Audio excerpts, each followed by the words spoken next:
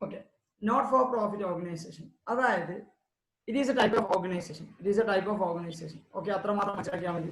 അതിൽ എന്താന്ന് വെച്ചാൽ ഈ ഓർഗനൈസേഷന്റെ മെയിൻ മോട്ടീവ് എന്തല്ല, പ്രോഫിറ്റ് അല്ല. ഓക്കെ, ഈ ഓർഗനൈസേഷന്റെ മെയിൻ മോട്ടീവ് എന്തല്ല, പ്രോഫിറ്റ് അല്ല. ഇതാണ് നോട്ട് ഫോർ പ്രോഫിറ്റ് ഓർഗനൈസേഷൻ എന്ന് പറയുന്നത്. ഓക്കെ, ഇതെന്താന്ന് വെച്ചാൽ generally charitable trust, okay, club, പിന്നെ ക്ലബ്, അതേ അല്ലെങ്കിൽ നമ്മൾ ഹോസ്പിറ്റൽസ്, ഇതെല്ലാം എന്ത് നോട്ട് ഫോർ പ്രോഫിറ്റ് ഓർഗനൈസേഷന്റെ എക്സാമ്പിൾസ്. ഓക്കെ, മനസ്സിലാക്കേണ്ട കാര്യം എന്ന് വെച്ചാൽ it is a type of organisation. അത് എന്താണ് പ്രത്യേകത എന്ന് വെച്ചാൽ അവരെ മോട്ടീവ് എന്തല്ല, പ്രോഫിറ്റ് മോട്ടീവ് അല്ല. അവരെ സേവിക്കാൻ വേണ്ടിയിട്ട്, സർവീസ് ചെയ്യാൻ വേണ്ടിയിട്ടാണ് എന്ത് ചെയ്യുന്നത്, സർവീസ് ചെയ്യാൻ വേണ്ടിയിട്ടാണ് എന്ത് ചെയ്യുന്നത് അവർ ഓർഗനൈസേഷൻ സ്റ്റാർട്ട് ചെയ്തത്. അല്ലാണ്ട് അവർ ലാഭം ഉണ്ടാക്കാൻ വേണ്ടിയിട്ടല്ല. അവർക്ക് ചിലപ്പോൾ അവരുടേതായ മെമ്പേഴ്സ് ഉണ്ടാവും. അവരെ മെമ്പേഴ്സിന് അവരെന്ത് ചെയ്യും, ചിലപ്പോൾ പ്രൊഡക്റ്റ് വിൽക്കും അല്ലെങ്കിൽ സർവീസ് പ്രൊവൈഡ് ചെയ്യും. അതുകൊണ്ട് അവർ ലാഭം ഉണ്ടാക്കൂല. എന്താ പറയുന്നത്, ജസ്റ്റ് ഒരു സേവനം. ഓക്കെ, പിന്നെ ഒരു കാര്യം മനസ്സിലാക്കേണ്ടത് ഹോസ്പിറ്റൽസ്, സ്കൂൾസ്, പിന്നെ ഇങ്ങനത്തെ ഓരോ കാര്യങ്ങൾ, ഓക്കെ, മസ്ജിദ്, ചർച്ച്, ടെമ്പിൾ, ഇങ്ങനത്തെ കാര്യങ്ങളെല്ലാം എന്താണ് നോട്ട് ഫോർ പ്രോഫിറ്റ് ഓർഗനൈസേഷൻ ആണ്.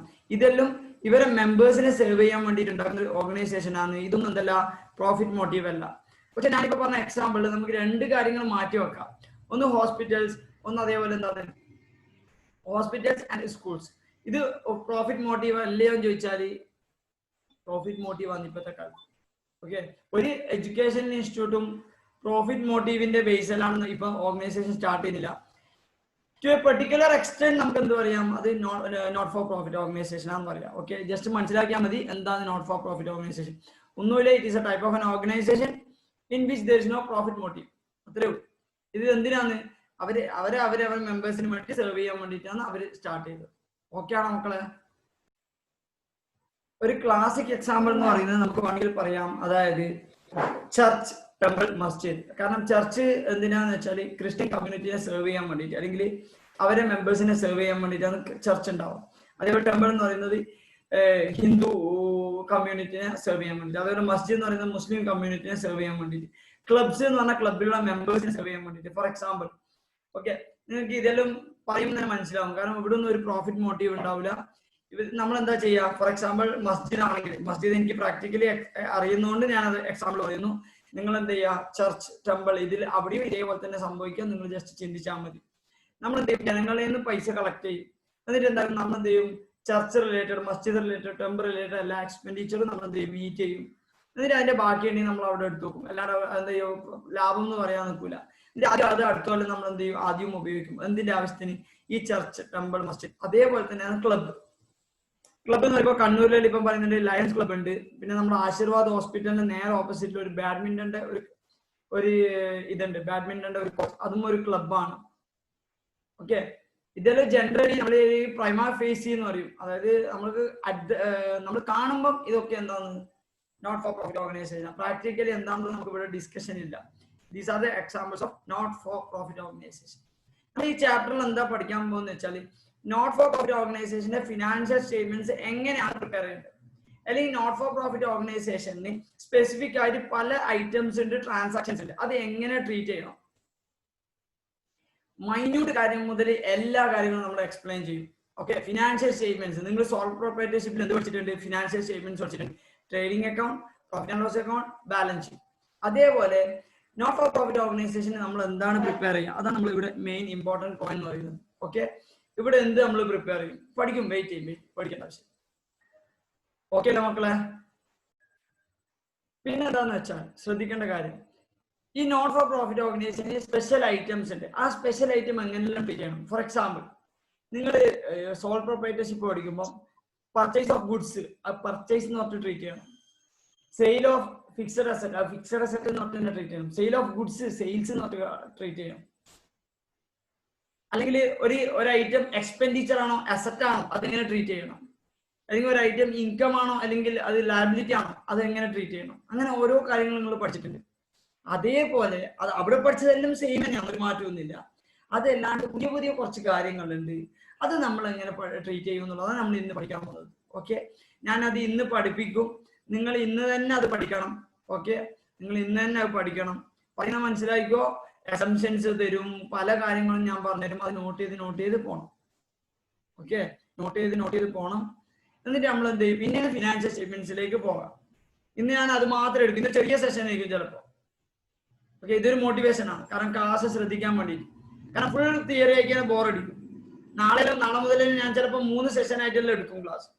ഓക്കെ, ആഫ്റ്റർ ഓൾ നിങ്ങൾക്ക് ബോറില്ലാണ്ടിരിക്കാൻ വേണ്ടി മാത്രമാണ് പഠിക്കുന്ന കാര്യം പെർഫെക്റ്റ് ആകണം. ഇന്ന് ലോണിന്റെ ക്ലാസ് ഉണ്ടായി. നിങ്ങൾക്ക് ലോൺ സെപ്പറേറ്റ് ഗ്രൂപ്പ് ഉണ്ട്.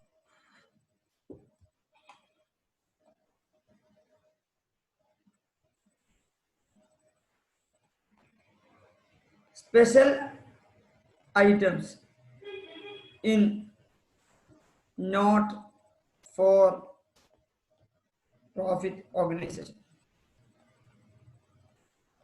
Not for profit organization. Okay, special items ആണ്. നമ്മൾ ഇതുവരെ കേൾക്കാത്തതായിരിക്കും, ചിലപ്പോൾ പഠിക്കാത്തതായിരിക്കും. എന്തായാലും നമ്മൾ എന്ത് ചെയ്യും, നമ്മൾ പഠിക്കാത്തതായിരിക്കും, ചിലപ്പോൾ ചെയ്യാത്തതായിരിക്കും, അല്ലെങ്കിൽ നമ്മൾ അറിയാത്തതായിരിക്കും. എന്തായാലും നമ്മളിപ്പോൾ അറിയാൻ പോകുന്ന ഓരോ ഐറ്റംസ് ആയിരിക്കും. First item entrance or admission fee. മക്കളെ, നമ്മളിവിടെ ഇമ്പോർട്ടൻസ് എന്താന്ന് വെച്ചാൽ, ഓക്കെ എല്ലാവരും ശ്രദ്ധിച്ചോ, ഒരു ഐറ്റം ഞാൻ പറയുമ്പോൾ അത് എന്താണെന്ന് ഫസ്റ്റ് ഞാൻ പറയും, പിന്നെ അതിന്റെ ട്രീറ്റ്മെന്റ് പറയും. ഇത് രണ്ടോ നമ്മൾ പഠിക്കേണ്ടത്. എന്താണെന്ന് മനസ്സിലാക്കി ഓട്ടോമാറ്റിക് ട്രീറ്റ്മെന്റ് ചെറുങ്ങനെ നിങ്ങൾക്ക് മനസ്സിലാകാൻ തോന്നുന്നു. ചിന്തിക്കുന്നില്ലെങ്കിൽ ഞാൻ പഠിപ്പിച്ചു തരാം, അത്രയും. Okay, first item entrance fees or admission fees. First item എന്താണ്? Entrance fees or admission fees. മനസ്സിലാക്കേണ്ടത്, ഒരു ക്ലബിലേക്ക് ഞാൻ ജോയിൻ ചെയ്യുന്നു. ഒരു ക്ലബ്ബാണ് ഞാൻ. ഓക്കെ, ഞാനൊരു ക്ലബ്ബാണ്. എനിക്ക് എന്റെ മെമ്പർ ആകുമ്പോൾ, അതായത് ക്ലബിൽ കുറെ മെമ്പേഴ്സ് ഉണ്ടാവും. ഫോർ എക്സാമ്പിൾ ഞാൻ പറയാം, ലയൺസ് ക്ലബ് ഉണ്ട് കണ്ണൂരിൽ, അതേപോലെ പല ക്ലബ്ബ് ഉണ്ടാവും. ഓക്കെ, നമ്മളെ നാട്ടിലുള്ള ക്ലബ് ആയാലും അവരൊരു മെമ്പർഷിപ്പ് ഫസ്റ്റ് കൊടുക്കണം. ഓക്കെ, അഡ്മിഷൻ ഫീസ് എന്നെല്ലാം പറഞ്ഞ് നമ്മൾ ജിമ്മിൽ ജോയിൻ ചെയ്യുമ്പോൾ എന്താണ്, ഒരു ക്ലബ്ബ് പോലെയാണ്. ഓക്കെ, അതെന്താണെന്ന് വെച്ചാൽ ഞാൻ പറയുന്നത് ശ്രദ്ധിച്ചോ, കുറെ മെമ്പേഴ്സ് ഉണ്ടാവും. കുറെ മെമ്പേഴ്സ് ജോയിൻ ചെയ്തായിരിക്കും എന്താ ഒരു ക്ലബ്ബ്. ഒരു മെമ്പർ ഒരു ക്ലബിൽ ജോയിൻ ചെയ്യുമ്പോൾ ആ ക്ലബിന് ഒരു എമൗണ്ട് കിട്ടും. ഓക്കെ, അത് നമ്മൾ ജോയിൻ ചെയ്യുമ്പോൾ പേ ചെയ്യുന്ന എമൗണ്ടിനെ പറയുന്നത് admission fees or entrance fees. അതായത് ഞാനൊരു ക്ലബ്ബാണ്. ഓക്കെ, നിങ്ങളുടെ ക്ലാസ്സിലുള്ള എല്ലാവരും മെമ്പേഴ്സ് ആണെന്ന് വിചാരിക്കും. നിങ്ങൾ എനിക്ക് കൊണ്ടുതരുന്ന, അതായത് നിങ്ങൾ എന്റെ ക്ലബിലേക്ക് ജോയിൻ ചെയ്യാൻ വരുമ്പോൾ നിങ്ങൾ പേ ചെയ്യുന്ന എമൗണ്ടിനെ ഞാൻ എന്താ പറയാ, admission fees or entrance fees. Okay ആ മക്കളെ? ഇതാണ് entrance fee or admission fee. First ഇത് മനസ്സിലാക്കി നിങ്ങൾ ഇപ്പൊ എല്ലാവരും എന്താ സംഭവം എന്ന് വെച്ചാൽ, രണ്ടും സെയിം ഐറ്റമാണ്. ഇതിന്റെ ട്രീറ്റ്മെന്റ് എന്താ?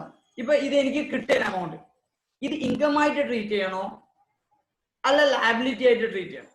ഇത് ഇൻകം ആയിട്ട് ട്രീറ്റ് ചെയ്യണോ അല്ലെങ്കിൽ ലാബിലിറ്റി? കാരണം ഒരു എമൗണ്ട് കിട്ടുമ്പോൾ രണ്ട് രീതിയിൽ നമുക്ക് കിട്ടും. ലോൺ പോലെ കിട്ടും, അല്ലെങ്കിൽ എന്ത് ചെയ്യും, ലാബിലിറ്റി ആയിട്ട് കിട്ടും. ഓക്കെ, ലോൺ ആയിട്ട് കിട്ടും, അല്ലെങ്കിൽ എന്ത് ചെയ്യും, ലാബിലിറ്റി ആയിട്ട് കിട്ടും. ഓക്കെ, ശ്രദ്ധിച്ചേ. ഓക്കെ, നമ്മളോട് എന്താ പറയുന്നത് വെച്ചാൽ ശ്രദ്ധിച്ചു എല്ലാവരും.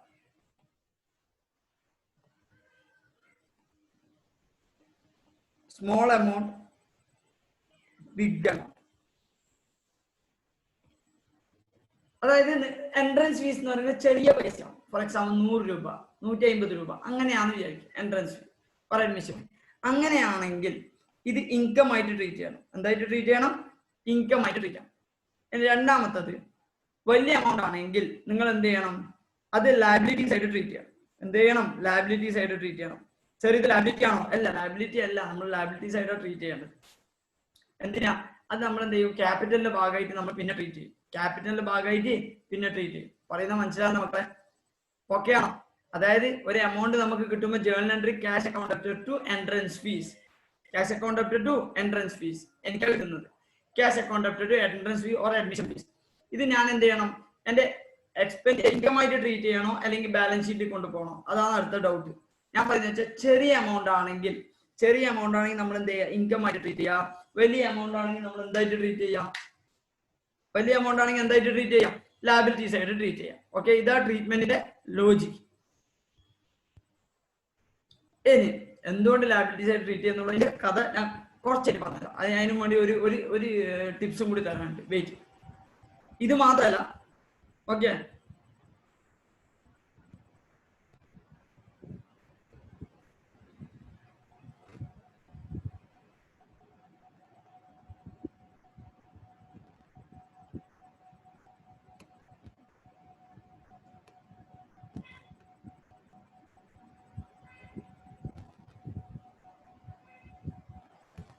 ഓക്കെ മക്കളെ ശ്രദ്ധിക്കുക എല്ലാവരും. നമുക്ക് റെസിപ്റ്റ് എന്ന് പറയുന്നതും എക്സ്പെൻഡിച്ചർ എന്ന് പറയുന്നതും രണ്ട് രീതിയിലാണ്. ഒന്ന് റവന്യൂ എക്സ്പെൻഡിച്ചർ, ഒന്ന് capital expenditure. Revenue receipt, capital receipt. Revenue റെസിപ്റ്റും റവന്യൂ എക്സ്പെൻഡിച്ചറും നമ്മൾ P&L അക്കൗണ്ടിലേക്ക് ട്രീറ്റ് ചെയ്യും. ക്യാപിറ്റൽ എക്സ്പെൻഡിച്ചറും ക്യാപിറ്റൽ റെസിപ്റ്റും നമ്മുടെ ബാലൻസ് ഷീറ്റിൽ ട്രീറ്റ് ചെയ്യും. ഓക്കെ, ഒന്നുകൂടി ഞാൻ റിപ്പീറ്റ് ചെയ്യുന്നത്. നമുക്ക് രണ്ട് തരം റെസിപ്റ്റ്, രണ്ട് തരം എക്സ്പെൻഡിച്ചർ ഉണ്ട്. ഒന്ന് റവന്യൂ റെസിപ്റ്റ്, ഒന്ന് ക്യാപിറ്റൽ റെസിപ്റ്റ്. ഒന്ന് റവന്യൂ എക്സ്പെൻഡിച്ചർ, ഒന്ന് capital expenditure. Revenue expenditure and revenue expenditure നമ്മുടെ P&L അക്കൗണ്ടിലേക്കാണ് ട്രീറ്റ് ചെയ്യുക. ഓക്കെ, അതേപോലെ ക്യാപിറ്റൽ റെസിപ്റ്റ്, അതേപോലെ ക്യാപിറ്റൽ എക്സ്പെൻഡിച്ചർ നമ്മൾ ട്രീറ്റ് ചെയ്യുന്നത് ബാലൻസ് ഷീറ്റിലാണ്. ക്യാപിറ്റൽ റെസിപ്റ്റ് ആണെങ്കിൽ ലയബിലിറ്റി സൈഡ്, ക്യാപിറ്റൽ എക്സ്പെൻഡിച്ചർ ആണെങ്കിൽ അസറ്റ് സൈഡ്. ഓക്കെ, ഒരു പാർട്ണർ കൊണ്ടുവരുന്ന എമൗണ്ട് ഒരു ക്യാപിറ്റൽ റെസിപ്റ്റ് ആണ്, അതുകൊണ്ട് നമ്മൾ അത് ബാലൻസ് ഷീറ്റിൽ ലയബിലിറ്റി സൈഡ് ട്രീറ്റ് ചെയ്യുന്നത്. ഓക്കെ, നമ്മളൊരു ഫിക്സഡ് അസറ്റ് വാങ്ങിക്കുന്നത് ഒരു ക്യാപിറ്റൽ എക്സ്പെൻഡിച്ചർ ആണ്, അതുകൊണ്ട് നമ്മൾ എന്ത് ചെയ്യുന്നത് അസറ്റ് സൈഡ് കാണിക്കുന്നത്. മക്കളെ മനസ്സിലാവുന്നുണ്ടാവും? ഒന്ന് റെസ്പോണ്ട് ചെയ്യും. ഓക്കെ, വേണ്ടുന്നവർ ഇതൊന്ന് നോട്ട് ചെയ്ത് വെച്ചോ. Revenue receipt, revenue expenditure, P&L account. Capital receipt, capital expenditure, balance sheet. നമ്മൾ ബേസിക്കായിട്ട് മനസ്സിലാക്കേണ്ട കാര്യം.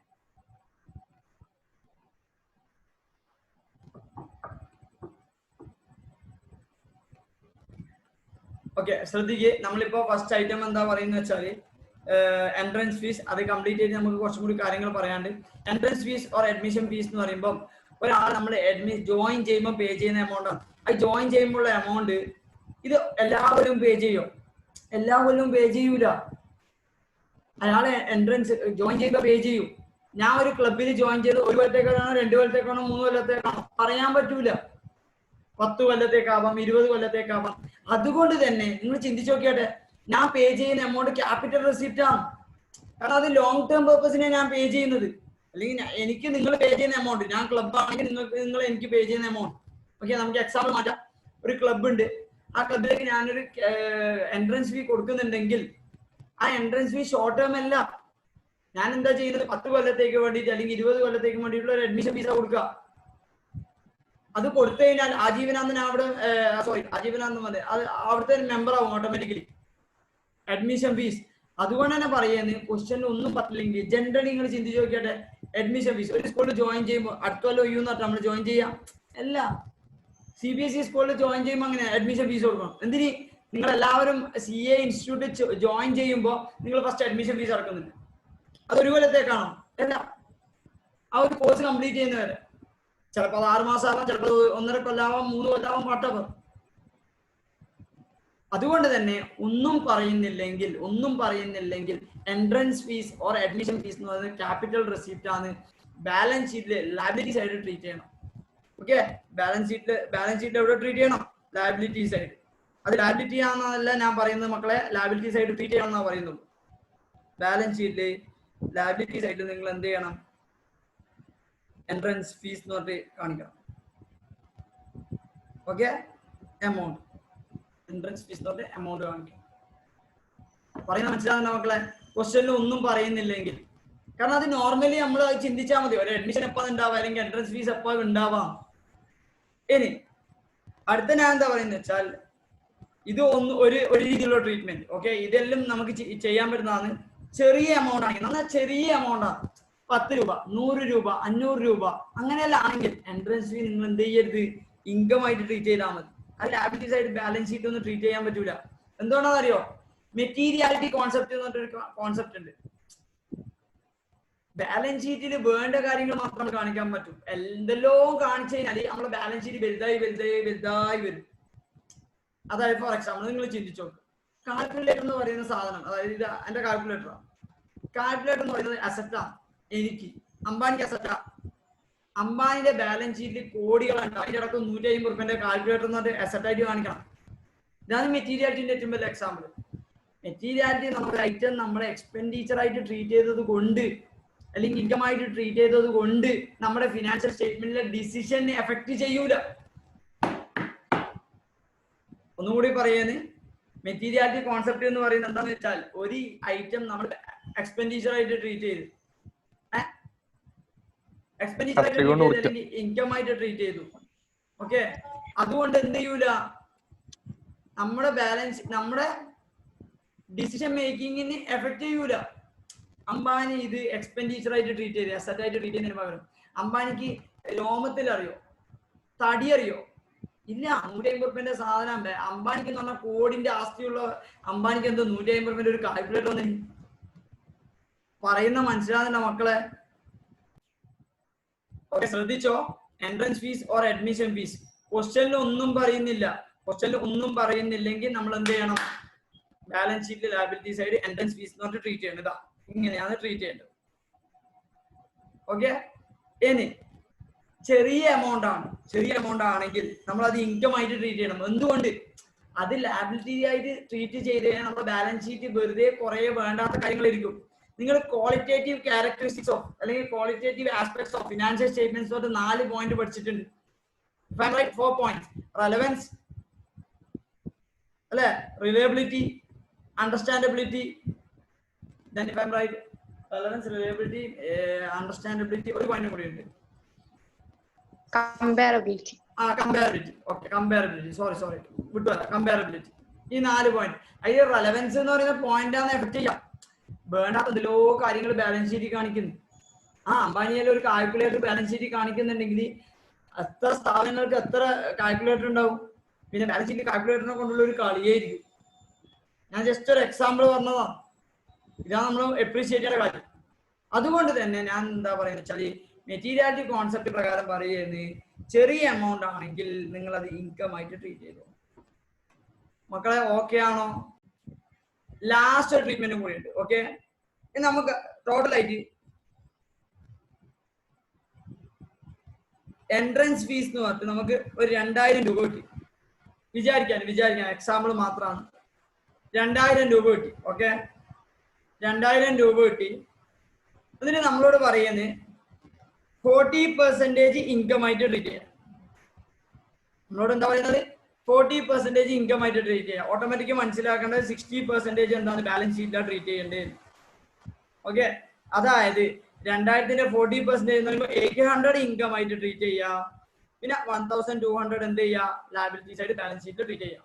അതായത് ക്വസ്റ്റ്യനിൽ സ്പെസിഫിക് ആയിട്ട് നമ്മളോട് എങ്ങനെയാണ് ട്രീറ്റ് ചെയ്യേണ്ടതെന്ന് പറയുന്നുണ്ടെങ്കിൽ അതാണ് ഫോളോ ചെയ്യേണ്ടത്. അവിടെ സ്മോൾ എമൗണ്ടോ ബിഗ് എമൗണ്ടോ അതൊന്നും ചിന്തിക്കേണ്ട ആവശ്യമില്ല. പറയുന്ന മനസ്സിലാകുന്നുണ്ടോ മക്കളെ? നെക്സ്റ്റ് ഐറ്റം എന്ന് പറയുന്നത് general fund, capital fund or accumulated fund. ഒന്നുമില്ല, ഈ നോട്ട് ഫോർ പ്രോഫിറ്റ് ഓർഗനൈസേഷനിൽ ക്യാപിറ്റൽ എന്ന് പറയുന്ന ഒരു ഐറ്റം ഉണ്ടാവില്ല. കാരണം ഇത് ക്യാപിറ്റൽ എന്ന് പറഞ്ഞാൽ ഓണറെ കോൺട്രിബ്യൂഷൻ. ഇവിടെ ഓണർ എന്ന് പറഞ്ഞൊന്നും ആരുമില്ല, മെമ്പേഴ്സ് ഉണ്ടോ. ഓക്കെ, ഇവിടെ ഇത് ലാഭത്തിന് തുടങ്ങിയതുമല്ല. അതുകൊണ്ട് തന്നെ നിങ്ങൾ മനസ്സിലാക്കണം, general fund, capital fund or accumulated fund എന്ന് പറഞ്ഞു കഴിഞ്ഞാൽ നമ്മുടെ മെമ്പേഴ്സിന്റെ കയ്യിൽ നിന്ന് കിട്ടിയ ചെറിയ amount what ever may be. Okay, അല്ലെങ്കിൽ നമുക്ക് ഓരോ കൊല്ലത്തിന്റെ ബാലൻസ് എമൗണ്ട് അത് നമ്മൾ അക്യുമുലേറ്റ് ചെയ്ത് മാറ്റി വെക്കുന്ന ഒരു ഫണ്ടിനാ പറയാ general fund, capital fund, accumulated fund എന്ന് പറയുന്നത്. ഓക്കെ, വേണമെങ്കിൽ നമുക്ക് വേറെ രീതിയിൽ പറയാം capital of the not for profit organization. Capital of the not for profit organization ഇത് എങ്ങനെ കിട്ടും എന്നുള്ളത് നമ്മൾ കുറച്ച് കഴിഞ്ഞിട്ട് പറയും. ഇത് എങ്ങനെയാ ഈ എമൗണ്ട് ഉണ്ടാവുന്നല്ലോ.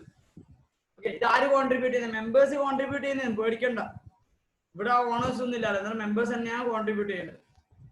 പറയുന്ന മനസ്സിലാകുന്ന മക്കളെ, general fund, capital fund or accumulated fund എന്ന് പറഞ്ഞാൽ capital of the not for profit organization. Automatic ഇത് എവിടെ വരും? ലയബിലിറ്റി സൈഡ് വരും of balance sheet. Okay, liability side of balance sheet.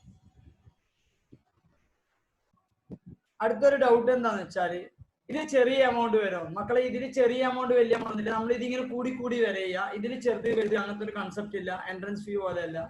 Okay, ഇതിങ്ങനെ കൂടി വരിക ചെയ്യുക. ഇത് ചെറുതാവാം വലുതാവാം വാട്ടവർ. ഓക്കെ, പിന്നെ ഇതെന്ന് വെച്ചാൽ എല്ലാവരും പല രീതിയിൽ തന്നെ എമൗണ്ട് ആയിരിക്കും ഇവിടെ ഉണ്ടാവുക.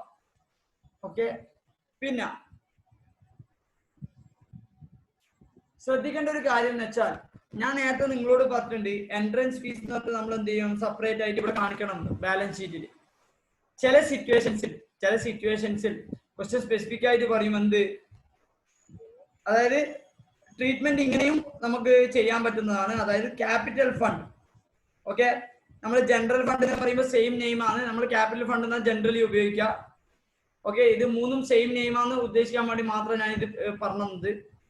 ക്യാപിറ്റൽ ഫണ്ട് എന്നാൽ നമ്മൾ ജനറലി വേർഡ് യൂസ് ചെയ്യുക. അതിന്റെ കൂടെ എന്ത് ചെയ്യും? എൻട്രൻസ് ഫീ ആഡ് ചെയ്യും. എൻട്രൻസ് ഫീസ് ആഡ് ചെയ്യും. ഇങ്ങനെയും ട്രീറ്റ് ചെയ്യാം. അതിന്റെ ഔട്ടർ കോളത്തിൽ നമ്മൾ എന്ത് ചെയ്യാം, ഫുൾ എമൗണ്ട് ചെയ്യാം. അതായത് എൻട്രൻസ് ഫീസ് എന്ന് പറയുന്നത് നമ്മുടെ ക്യാപിറ്റൽ ഫണ്ടിനോട് എഡീഷൻ ആയിട്ട് വേണമെങ്കിൽ ട്രീറ്റ് ചെയ്യാം, അല്ലെങ്കിൽ ഒരു സെപ്പറേറ്റ് ഐറ്റം ആയിട്ട് ട്രീറ്റ് ചെയ്യാം. ഒരു പ്രശ്നമില്ല, രണ്ട് രീതിയിൽ ചെയ്താലും ശരി തന്നെ. ക്വസ്റ്റ്യൻ സ്പെസിഫിക് ആയിട്ട് പറയുന്നുണ്ടെങ്കിൽ മാത്രം എന്ത് ചെയ്താൽ ക്യാപിറ്റൽ ഫണ്ടിനോട് ആഡ് ചെയ്താൽ മതി, അല്ലെങ്കിൽ ആഡ് ചെയ്യണ്ട, അല്ലെങ്കിൽ സെപ്പറേറ്റ് ഐറ്റം ആയിട്ട് ട്രീറ്റ് ചെയ്താൽ മതി. ഓക്കെ, ഒന്നും കൂടി റിപ്പീറ്റ് ചെയ്യുന്നുണ്ട്. ക്യാപിറ്റൽ ഫണ്ടിന്റെ കൂടെ നിങ്ങൾക്ക് എന്ത് ചെയ്യാം, എൻട്രൻസ് ഫീ ആഡ് ചെയ്യാം, ക്വസ്റ്റ്യൻ സ്പെസിഫിക് ആയിട്ട് പറഞ്ഞിട്ട്, അല്ലെങ്കിൽ എൻട്രൻസ് ഫീ സെപ്പറേറ്റ് ഐറ്റം ആയിട്ട് ലയബിലിറ്റി സൈഡ് കാണിച്ചു. ഓക്കെ, ഇനി ഞാൻ എന്താ പറയുന്നത് വെച്ചാല് എൻട്രൻസ് ഫീ പറഞ്ഞ്, ക്യാപിറ്റൽ ഫണ്ട് പറഞ്ഞ്, ഓർ അക്യുമുലേറ്റഡ് ഫണ്ട് പറഞ്ഞ്, അല്ലെങ്കിൽ ജനറൽ ഫണ്ട് പറഞ്ഞു. ഞാൻ അടുത്ത പറയാമെന്ന് വെച്ചാൽ ഓക്കെ, നമ്മള് ഫിനാൻഷ്യൽ സ്റ്റേറ്റ്മെന്റ്സ് പറഞ്ഞിട്ട് എന്തെല്ലാം പ്രിപ്പയർ ചെയ്യാൻ പറ്റും. അതായത് നോട്ട് ഫോർ പ്രോഫിറ്റ് ഓർഗനൈസേഷനിൽ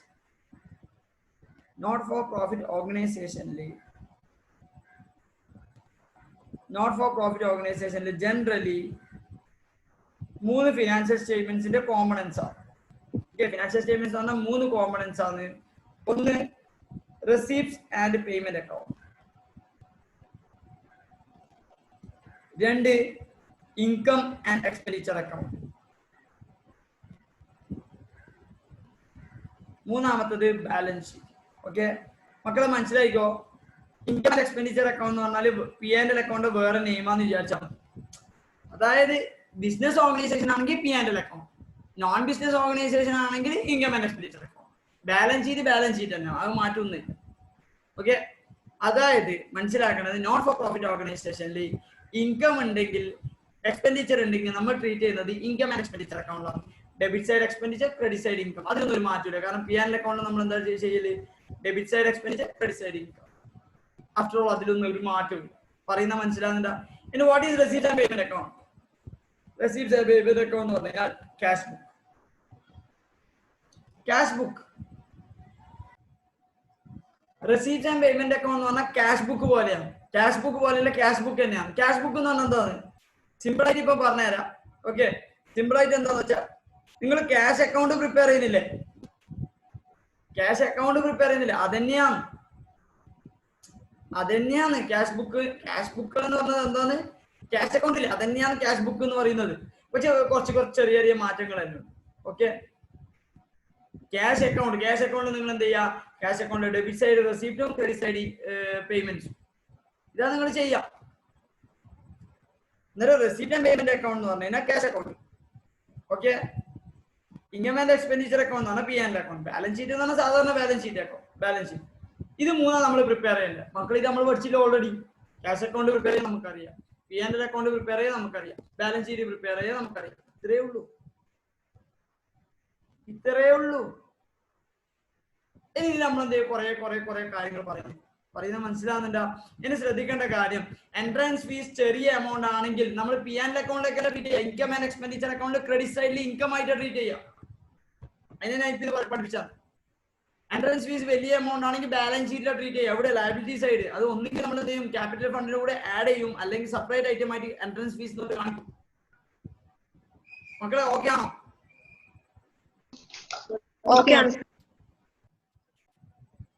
നെക്സ്റ്റ് ഐറ്റം എന്ന് പറയുന്നത് സബ്സ്ക്രിപ്ഷൻസ് ആണ്. അതായത് എന്താണ് സബ്സ്ക്രിപ്ഷൻസ് എന്ന് ഫസ്റ്റ് മനസ്സിലാക്കണം. ഓക്കെ, നിങ്ങളോട് ഞാൻ പറയാം, simple example, Hotstar, Netflix. Okay, ഇപ്പോ എന്താണ് മണി ഹീസ്റ്റ് അല്ലെ, മണി ഹീസ്റ്റ് കാണാൻ വേണ്ടിയിട്ട് എന്ത് ചെയ്യണം, നെറ്റ്ഫ്ലിക്സ് സബ്സ്ക്രൈബ് ചെയ്യണം. സബ്സ്ക്രൈബ് ചെയ്ത് കഴിഞ്ഞാൽ നമ്മൾ ഓട്ടോമാറ്റിക്കലി അവിടെ മെമ്പർ ആവും. അഡ്മിഷൻ ഫീസ് പോലെ തന്നെയാണ് എന്തൊരു സബ്സ്ക്രിപ്ഷൻ എന്ന് പറയുന്നത്. യൂട്യൂബ് ആയിക്കോട്ടെ അല്ലെങ്കിൽ വാട്ടെവർ, നമ്മൾ എന്ത് ചെയ്യും, സബ്സ്ക്രിപ്ഷൻ എന്ന് പറഞ്ഞു കഴിഞ്ഞാൽ നമ്മൾ മെമ്പർ ആവാൻ വേണ്ടിയിട്ട് അടക്കുന്ന ഒരു എമൗണ്ട് ആണ്. അത് ജനറലി ഒരു ക്ലബിനെ സംബന്ധിച്ചിടത്തോളം, ഇപ്പൊ ഞാൻ ഒരു ക്ലബ്ബാന്ന് വിചാരിക്കും, എന്റെ ഫോർ എക്സാമ്പിൾ എന്തെങ്കിലും ഒരു കാര്യത്തിൽ, ഇപ്പോ നമ്മുടെ ക്ലബിൽ പല ആക്ടിവിറ്റീസും ഉണ്ടാവും. അതില് ബാഡ്മിന്റന്റെ മാത്രം സബ്സ്ക്രൈബ് ചെയ്യണമെങ്കിൽ ഒരു പെർട്ടിക്കുലർ ഫീസ് ഉണ്ടാവും. ബാഡ്മിന്റൺ കളിക്കാൻ പറ്റും. ഓക്കെ, ബാഡ്മിന്റൺ മാത്രം കളിക്കാൻ പറ്റുമെങ്കിൽ പെർട്ടിക്കുലർ ഫീസ് ഉണ്ടാവും. അങ്ങനെ ഒരാൾ സബ്സ്ക്രൈബ് ചെയ്യുന്നുണ്ടെങ്കിൽ ഓട്ടോമാറ്റിക്കലി അത് എന്നെ സംബന്ധിച്ചിടത്തോളം എന്റെ ഒരു ഇൻകം ആണ്. ഓക്കെ, സബ്സ്ക്രിപ്ഷൻസ് എന്ന് പറയുമ്പോൾ മന്ത്ലി പേ ചെയ്യേണ്ടി വരും, അല്ലെങ്കിൽ ഇയർലി പേ ചെയ്യേണ്ടി വരും, അല്ലെങ്കിൽ ഹാഫ് ഇയർലി പേ ചെയ്യേണ്ടി വരും, അല്ലെങ്കിൽ വീക്കിലി പേ ചെയ്യേണ്ടി വരും. ഓക്കെ, നിങ്ങൾക്കറിയാം നെറ്റ്ഫ്ലിക്സിൽ നിങ്ങൾ ജോയിൻ ചെയ്യുമ്പോൾ നിങ്ങൾ സബ്സ്ക്രിപ്ഷൻ പേ ചെയ്യുന്നുണ്ടെങ്കിൽ അത് ചിലപ്പോൾ 1 ഇയറിലേക്കായിരിക്കും നിങ്ങൾ സബ്സ്ക്രിപ്ഷൻ എടുക്കുക, അല്ലെങ്കിൽ മന്ത്ലി ആയിരിക്കും എടുക്കുക. അതേപോലെ നിങ്ങളുടെ വീട്ടില് കേബിൾ ഇല്ല, ഡിഷ് ടി വി നിങ്ങൾ സബ്സ്ക്രിപ്ഷൻ എടുക്കുമ്പോൾ എന്താ ചെയ്യാം, 1 മാസത്തേക്ക്, എന്നിട്ട് ആദ്യം 1 മാസം റിന്യൂ ചെയ്യും, 1 മാസം ഓരോ സബ്സ്ക്രിപ്ഷൻ പേ ചെയ്യുമ്പോൾ നിങ്ങൾക്ക് എന്ത് ചെയ്യും, അതിന്റെ ബെനിഫിറ്റ് കിട്ടും. നിങ്ങൾ സബ്സ്ക്രൈബ് ചെയ്തതിനാൽ നിങ്ങൾക്ക് അതിന്റെ ബെനിഫിറ്റ് കിട്ടും. ഫോർ എക്സാമ്പിൾ ഹോട്ട്സ്റ്റാറിൽ ഞാൻ സബ്സ്ക്രൈബർ ആയി കഴിഞ്ഞാൽ എനിക്ക് എന്ത് ചെയ്യാൻ പറ്റും, ഫോർ എക്സാമ്പിൾ 1 മന്തിലേക്ക് സ്പോർട്സും വാട്ട് എവർ മൂവീസും ഇതെല്ലാം കാണാൻ പറ്റും. 1 മന്ത് കഴിഞ്ഞാൽ ഓട്ടോമാറ്റിക് അത് എന്ത് ചെയ്യും, ക്യാൻസൽ ആവും. പിന്നെ ആദ്യം എന്ത് ചെയ്യണം, സബ്സ്ക്രൈബ് ചെയ്യണം. അതുകൊണ്ട് തന്നെ നിങ്ങൾക്ക് ഇപ്പൊ ഒരു കാര്യം മനസ്സിലായി, സബ്സ്ക്രിപ്ഷൻ എന്ന് പറഞ്ഞാൽ റെക്കറിംഗ് നേച്ചർ ആണ്, റിപ്പീറ്റിംഗ് നേച്ചർ അല്ലെങ്കിൽ റെക്കറിംഗ് നേച്ചർ ആണ്. അതുകൊണ്ട് തന്നെ അത് നമ്മുടെ റവന്യൂ റെസിപ്റ്റ് ആണ്. എന്താണ് റവന്യൂ റെസിപ്റ്റ്? ഞാനൊരു ക്ലബിന്റെ ഓണർ ആണെങ്കിൽ, അല്ലെങ്കിൽ ക്ലബില് ഞാനൊരു ക്ലബാണെങ്കിൽ എനിക്കിത് റിപ്പീറ്റഡ് ആയിട്ട് കിട്ടിക്കൊണ്ടിരിക്കും. അതുകൊണ്ട് തന്നെ ഒന്നും ചിന്തിക്കേണ്ട ആവശ്യമില്ല. സബ്സ്ക്രിപ്ഷൻസ് എന്ന് പറഞ്ഞു കഴിഞ്ഞാൽ അത് റവന്യൂ റെസിപ്റ്റ് ആണ്.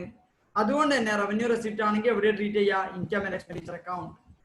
റവന്യൂ റെസിപ്റ്റ് ആണെങ്കിൽ ഒന്നും ചിന്തിക്കേണ്ട, income and expenditure account. Capital receipt ആണെങ്കിൽ എവിടെ ട്രീറ്റ് ചെയ്യുക, ബാലൻസ് ഷീറ്റ്. സബ്സ്ക്രിപ്ഷൻ ഞാനിപ്പോ ശരിക്കും ആ എക്സാമ്പിൾ ഇരിച്ചാൽ മതി. ഞാനിപ്പോ നെറ്റ്ഫ്ലിക്സിലെ മെമ്പർ ആകുമ്പോൾ 1 മന്തിന്റെ സബ്സ്ക്രൈബർ ആയി. പിന്നെ ഓരോ മന്തും ഞാൻ ഇങ്ങനെ സബ്സ്ക്രൈബ് ചെയ്തുകൊണ്ടിരിക്കണം, റിപ്പീറ്റഡ് ആണ്. എന്താ ഈ നെറ്റ്ഫ്ലിക്സിനെ സംബന്ധിച്ചിടത്തോളം എന്താണ്, ഓരോ മന്തിന് ഈ കിട്ടുന്ന എമൗണ്ട് ആണ് അവര് ഇൻകം. അതായത് അവരെ ഇൻകം അവരെ ട്രീറ്റ് ചെയ്യുക, ബാലൻസ് ഷീറ്റ് ലയബിലിറ്റി സൈഡാ, അല്ല അവരെ P&L അക്കൗണ്ട്. അതേപോലെയാണ് ക്ലബിന് ഒരു സബ്സ്ക്രിപ്ഷൻ കിട്ടുന്നുണ്ടെങ്കിൽ, അല്ലെങ്കിൽ ഒരു ചാരിറ്റബിൾ ഓർഗനൈസേഷന് ഒരു സബ്സ്ക്രിപ്ഷൻ കിട്ടുന്നുണ്ടെങ്കിൽ അത് റവന്യൂ നേച്ചർ ആണ്. അതുകൊണ്ട് തന്നെ നമ്മൾ റവന്യൂ റെസിപ്റ്റ് ആയിട്ട് ട്രീറ്റ് ചെയ്യണം, നമ്മുടെ ഇൻകം ആൻഡ് എക്സ്പെൻഡിച്ചർ അക്കൗണ്ടിൽ ട്രീറ്റ് ചെയ്യണം, ഇൻകം ആയിട്ട് ട്രീറ്റ് ചെയ്യണം. നെക്സ്റ്റ് നമ്മുടെ ഡൊണേഷൻ. നെക്സ്റ്റ് ഐറ്റം എന്ന് പറഞ്ഞാൽ ഡൊണേഷൻ. നമ്മളിപ്പോ ഓരോ ഐറ്റം ആയിട്ടാണ് പഠിക്കുന്നത്. ഡൊണേഷൻ എന്ന് പറയുന്നത് ജനറൽ ഡൊണേഷൻ ഉണ്ടാവും, സ്പെസിഫിക് ഡൊണേഷൻ ഉണ്ടാവും.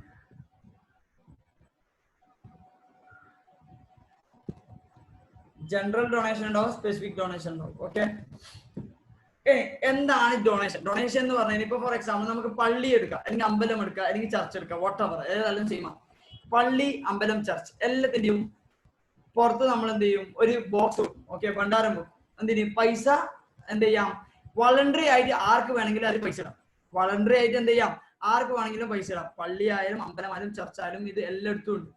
ഓക്കെ, നമ്മൾ ആരും കാണാത്തൊന്നല്ല. ഓക്കെ, ഇങ്ങനെ അതായത് ഒരു മെമ്പർ, ഏതെങ്കിലും ഒരു മെമ്പർ വെറുതെ ഇപ്പൊ ആ ഭണ്ഡാരത്തിൽ പോയിട്ട് ഒരു പൈസ ഇട്ട് കഴിഞ്ഞാൽ അതിന് നമ്മൾ ജനറലി പറയുന്ന പേരാണ് ജനറൽ ഡൊണേഷൻ. എന്താ പറയാ, അത് ഡൊണേറ്റ് ചെയ്യുന്നവർ. പക്ഷെ എന്തെങ്കിലും പേർപ്പസിന് വേണ്ടിയിട്ട് അല്ലല്ല, അവര് വെറുതെ എന്ത് ചെയ്യുന്ന, ഒരു 5 രൂപ വരെ ഇട്ടിട്ട് അവർ ആ ഭണ്ഡാരം കണ്ടുകൊണ്ട് അവിടെ വെച്ചു, അതിലിട്ടു. ഇപ്പൊ നമ്മളിപ്പോ ഫോർ എക്സാമ്പിൾ നമ്മൾ ഫ്രൈഡേ പ്രേയേഴ്സിന് നമ്മൾ പോയി കഴിഞ്ഞാൽ ഇപ്പൊ നമുക്ക് എന്ത് ചെയ്യും, അവിടെ ഒരു ബക്കറ്റ് വെക്കും. അന്നേരം ബക്കറ്റ് വെക്കുമ്പോൾ നമ്മൾ ഓട്ടോമാറ്റിക്കലി എന്ത് ചെയ്യും, നമ്മൾ കയ്യിൽ എന്തെങ്കിലും പൈസ ഉണ്ടെങ്കിൽ നമ്മൾ അവിടെ ഇടും. അതൊന്നും നമ്മൾ വിചാരിക്കുന്നില്ല അത് എന്തിനു വേണ്ടിയിട്ട് യൂസ് ചെയ്യണം, അങ്ങനെയില്ല.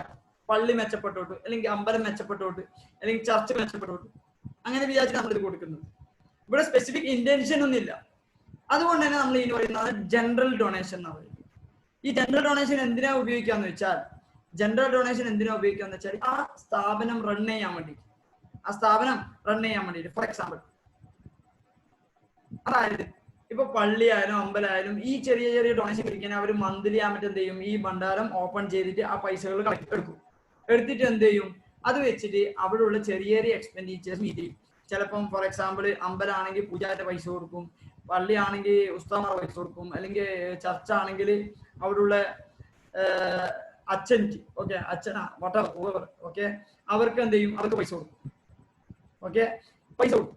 ഇത് വെച്ചിട്ട് ഉണ്ടെങ്കിൽ കുറെ ഉണ്ടെങ്കിൽ ഓക്കെ, അല്ലെങ്കിൽ എന്ത് ചെയ്യും, അവിടെ വാട്ടർ ബില്ല് അടക്കും, ഇലക്ട്രിസിറ്റി ബില്ല് അടക്കും, അല്ലെങ്കിൽ എന്തെങ്കിലും ചെറിയ റിപ്പയർസ് ചെയ്യും. ഓക്കെ, അങ്ങനത്തെ ചെറിയ എക്സ്പെൻഡിച്ചേഴ്സ് അവർ മീറ്റ് ചെയ്യും. ഓക്കെ, ഇതിനെ നമ്മൾ എന്താ പറയാ, ജനറൽ ഡൊണേഷൻ എന്ന് പറയുന്നത്. ഓക്കെ, ഇതിനെന്താ നമ്മൾ എന്താ പറയാ, general donation. Okay, general donation കൊണ്ട് നമ്മൾ മീറ്റ് ചെയ്യുന്ന എക്സ്പെൻഡിച്ചർ എന്ന് പറഞ്ഞാൽ ജനറൽ എക്സ്പെൻഡിച്ചേഴ്സ്, അല്ലെങ്കിൽ ചെറിയ എക്സ്പെൻഡിച്ചേഴ്സ്, അല്ലെങ്കിൽ റെക്കറിംഗ് എക്സ്പെൻഡിച്ചേഴ്സ്. ഓക്കെ, അതുകൊണ്ട് തന്നെ ജനറൽ ഡൊണേഷൻ എന്ന് പറയുന്നത് ഇൻകം ആൻഡ് എക്സ്പെൻഡിച്ചർ അക്കൗണ്ടിൽ ഇൻകം ആയിട്ടാണ് ട്രീറ്റ് ചെയ്യുന്നത്. മക്കളെ, ഇൻകം ആയ എക്സ്പെൻഡിച്ചർ ആണോ നിങ്ങൾക്ക് മനസ്സിലാവണേ. ഞാൻ ഇവിടെ ഇൻകം ആൻഡ് എക്സ്പെൻഡിച്ചർ അക്കൗണ്ട് എന്ന് പറഞ്ഞിട്ടുണ്ട്, ഇൻകം ആണ്. ഓക്കെ, എക്സ്പെൻഡിച്ചർ എന്നൊന്നും പറഞ്ഞേക്കല്ലേ. സബ്സ്ക്രിപ്ഷൻ എന്ന് പറഞ്ഞാൽ നമുക്ക് കിട്ടുന്നേ, ഞാൻ ക്ലബ് ആണെങ്കിൽ എനിക്ക് കിട്ടുന്ന പൈസയാണ് സബ്സ്ക്രിപ്ഷൻ. അതേപോലെ ഞാൻ ഒരു അമ്പലമാണെങ്കിൽ അല്ലെങ്കിൽ whatever not for profit organization ആണെങ്കിൽ എനിക്ക് കിട്ടുന്ന എമൗണ്ട് ആണ് എന്ത് ഡൊണേഷൻ. അത് ജനറൽ ഡൊണേഷൻ ആണെങ്കിൽ ഇൻകം ആയിട്ട് ട്രീറ്റ് ചെയ്യാം. ഓക്കെ, ഇനി സ്പെസിഫിക് ഡൊണേഷൻ എന്താണ്? സ്പെസിഫിക് ഡൊണേഷൻ ഓക്കെ പറയുന്ന കേട്ടോ ശ്രദ്ധിച്ചോ. അതായത് നമുക്കൊരു പള്ളി, അമ്പലം, ചർച്ച്, ഓക്കെ, ഇവർക്കൊന്നും വരുമാനം ഇല്ലാത്ത ആൾക്കാരാണ്, പക്ഷെ ചെലവുകളുണ്ട്. കാരണം പള്ളിയിൽ ഇപ്പോൾ ഫോർ എക്സാമ്പിൾ ഉസ്താദന്മാർ ചെലവ്, അല്ലെങ്കിൽ ഇലക്ട്രിസിറ്റി, അങ്ങനെ പല ചെലവുണ്ടാവും. എന്നിട്ട് ഇവരെന്താ പ്ലാൻ ചെയ്യുന്ന വെച്ചാൽ ഓക്കെ പള്ളി വെച്ചിട്ട് ഞാൻ ഒരു എക്സാമ്പിൾ പറയുന്നുണ്ട്, ഒന്നും വിചാരിക്കരുത്, എനിക്ക് പ്രാക്ടിക്കലി പഠിച്ചുകൊണ്ടാണ് മാത്രം പറയാൻ. അതായത് പള്ളിയിൽ നിത്യ വരുമാനമാണ്. അതിനു വേണ്ടിയിട്ട് അവരെന്താ ചെയ്യുന്നത് വെച്ചാൽ ഒരു ബിൽഡിംഗ് എടുക്കാന്ന് പ്ലാൻ ചെയ്തു. ഈ ബിൽഡിംഗ് എടുത്തിട്ട് ബിൽഡിംഗ് വാടക കൊടുത്തിട്ട് നമുക്ക് ഒരു വരുമാനം ഉണ്ടാക്കാൻ പ്ലാൻ. ആ വരുമാനം വെച്ചിട്ട് എന്ത് ചെയ്യും? അവിടുത്തെ ചെറിയ ചെറിയ എക്സ്പെൻഡിച്ചേഴ്സ് മീറ്റ് ചെയ്യും. അല്ലാണ്ട് എന്ത് ചെയ്യാൻ പറ്റൂല, ആ വാടക വെച്ചിട്ട് നമുക്ക് എന്ത് ചെയ്യാൻ പറ്റില്ല, കോടികൾ ഉണ്ടാക്കാനൊന്നും പറ്റൂല, അത് വേറെ കാര്യം. ഞാൻ എന്ത് ചെയ്തു, ഞാൻ ഒരു മസ്ജിദാണ്, നമ്മുടെ പ്ലാൻ എന്താ വെച്ചാൽ ഒരു ബിൽഡിംഗ് ഫണ്ട് ഉണ്ടാക്കണം, ബിൽഡിങ്ങിന് വേണ്ടിയിട്ട് ഒരു ഫണ്ട് ഉണ്ടാക്കണം.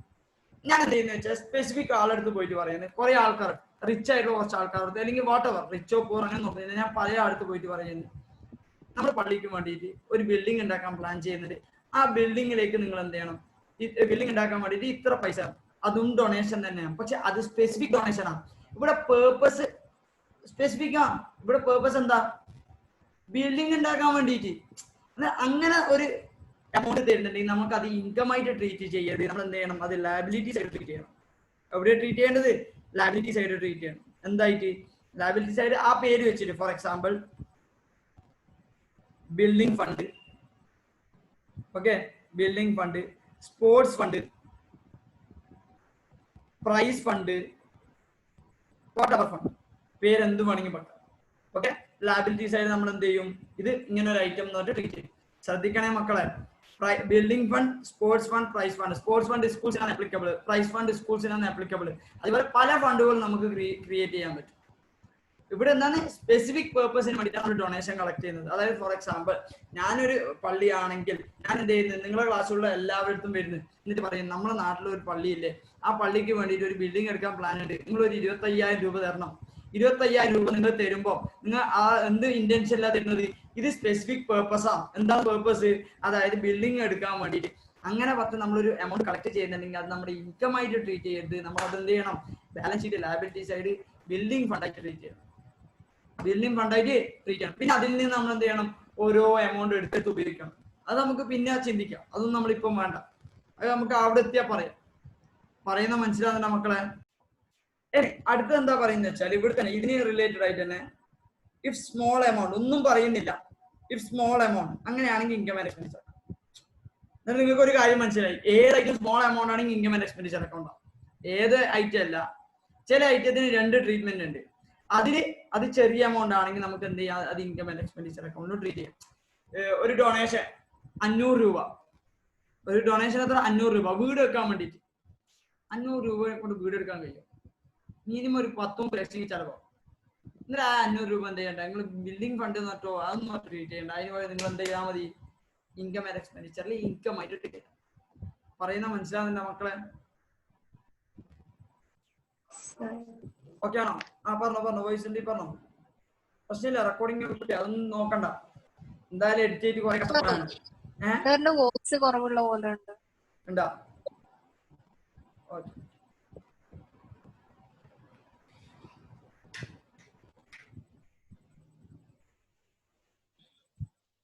ഗതികേടിന് റോഡ് സൈഡാണ് വീട്. അതുകൊണ്ട് എന്താന്ന് വെച്ചാൽ വണ്ടിന്റെയും ഒച്ചപ്പാടുണ്ടാവും അത്യാവശ്യം. അല്ല കേൾക്കുന്നില്ല നിങ്ങള്?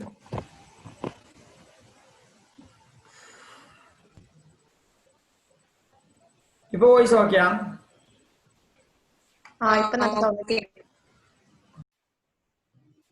അതായത് നെക്സ്റ്റ് ഐറ്റം എന്ന്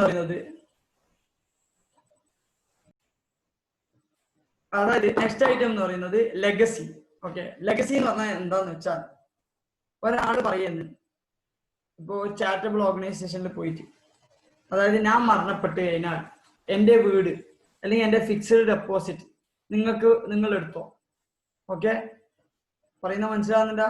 അതായത് എൻ്റെ വീട് അല്ലെങ്കിൽ എൻ്റെ ഫിക്സഡ് ഡെപ്പോസിറ്റ്, അതേപോലെ ഹ്യൂജ് എമൗണ്ട് ആയിട്ട് ഇവിടെ ഇൻവോൾവ് ചെയ്യുന്നത്,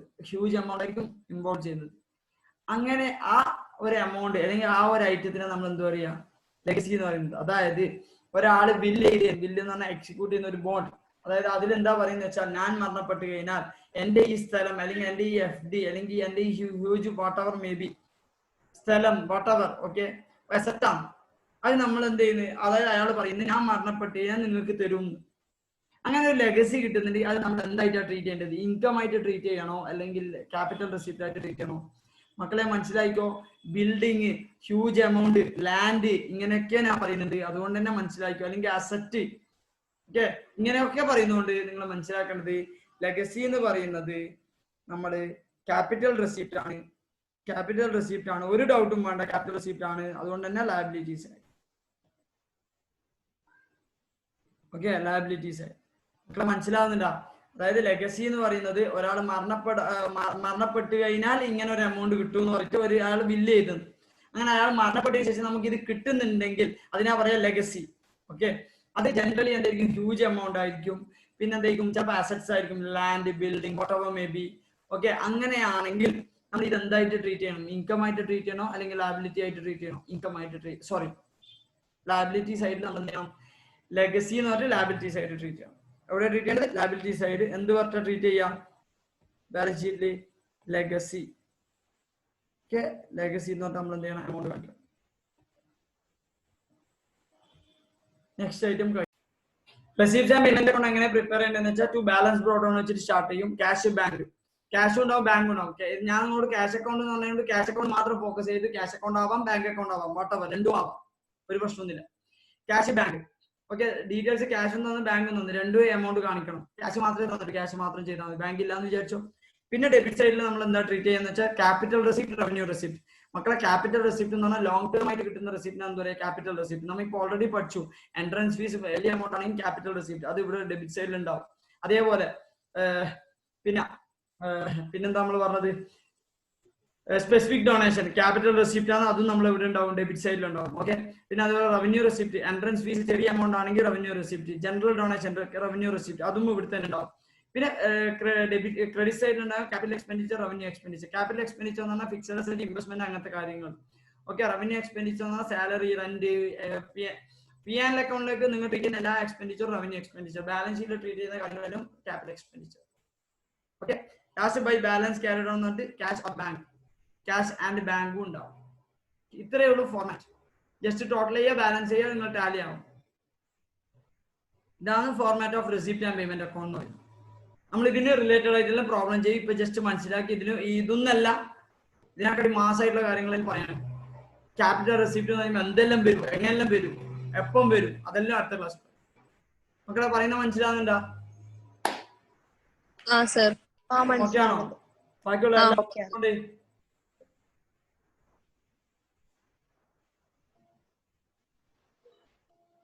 ലാസ്റ്റ് ഒരു കാര്യം കൂടി പറഞ്ഞിട്ട് ഇപ്പൊ വൈൻഡപ്പ്. ഓക്കെ ആണെങ്കിൽ ഓക്കെ എന്ന് പറഞ്ഞാൽ അല്ലെങ്കിൽ പറയണ്ട. ഓക്കെ ഒന്നും വെറുതെ പറഞ്ഞിട്ട് എന്ത് ചെയ്യണ്ട, എന്നെ ബൂസ്റ്റ് ചെയ്യാൻ വേണ്ടിയിട്ട് എന്നെ വെറുതെ ഇതാക്കിയിട്ട് ഒരു കാര്യമില്ല. ആഫ്റ്റർ ഓൾ നിങ്ങൾ പറയുന്ന ചില കാര്യങ്ങൾ ഇപ്പോൾ കുറച്ച് സമയത്തേക്ക് നമുക്ക് മോട്ടിവേറ്റ് ആയിരിക്കും. പിന്നെ അത് നമ്മൾ ചിലപ്പോൾ ഇടക്ക് നോക്കും.